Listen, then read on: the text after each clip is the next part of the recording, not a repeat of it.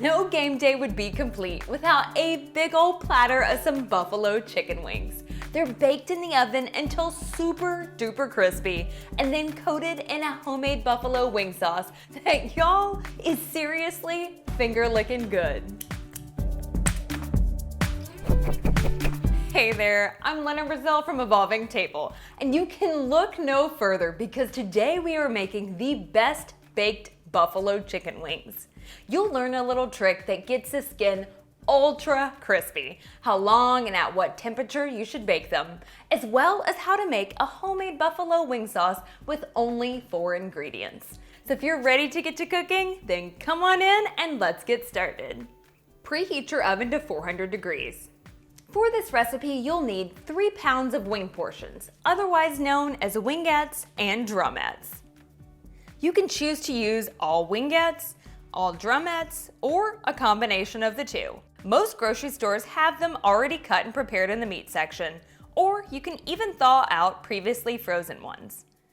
Whole chicken wings can also be used, but you will have to go through the extra step of cutting and separating them into portions. To do this, flip the whole chicken wing over so it is skin side down. Use your fingers to locate the first ridge just between the drumette and the wingette portions. Cut all of the way through it. Your knife should slide right through with very little resistance. Now we'll just locate the second ridge between the wingette and the tip. Cut all of the way through to separate these two pieces. Add wing portions to a large bowl and drizzle with 1 tablespoon of oil. Olive or avocado oil will both work great. Toss the wings until they're well coated in the oil. Now for the secret trick. We're going to sprinkle on just a little bit of starch. Cornstarch is the best to use, but you can also use tapioca starch or arrowroot starch if you'd prefer. You'll see in other recipes that they actually call for baking powder, but baking powder sometimes adds a slightly metallic flavor to the wings. And if you look at the can of baking powder, you'll actually see that the first ingredient is cornstarch. So using only cornstarch will give our wings that crispy coating without the risk of adding any metal flavor. So go ahead and add 2 tablespoons of cornstarch to the wings, along with 1/4 teaspoon of salt and 1/4 teaspoon of black pepper. Toss the wings until they're well coated.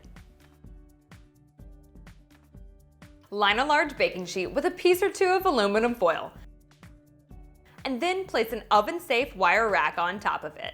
The rack lifts the wings off of the pan, which allows hot air to circulate underneath them and get all of the skin super crispy. Spray the rack with a bit of nonstick cooking spray. If you don't have a wire rack, you can always cook them without it, but just know they're not going to get nearly as crispy. You'll also want to use parchment paper instead of aluminum foil, since the wings tend to stick to foil. Place chicken wings evenly spaced and not touching on the rack. Any area where the wings are touching won't crisp up fully. Bake wings in preheated oven for 45 to 50 minutes. Halfway through cooking, flip all of the wings over and return them to the oven.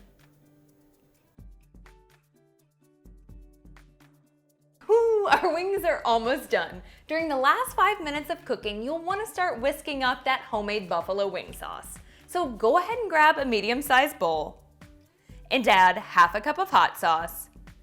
Frank's Red Hot Original is the most popular and easiest to find, but Crystal's or even sriracha sauce may also be used. 6 tablespoons of melted butter.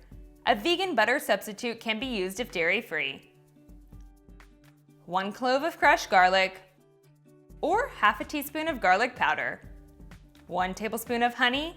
This is optional and can be left out if you're on a low-carb diet. And 1/4 teaspoon of salt to taste. Whisk ingredients until well combined. Once the wings are cooked through and super crispy, add them to a large bowl.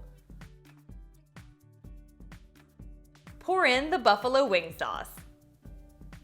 Toss chicken wings until they are completely coated. Serve buffalo wings immediately with a side of celery sticks and some sauces for dipping, such as ranch or blue cheese dressing. Oh yeah.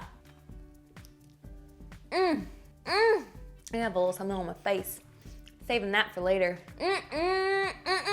Oh yes, so now we are totally ready for the big game. If you want to complete your game day spread, make sure you check out these other easy appetizer recipes. Thanks so much for hanging out. I'll see you in the next one.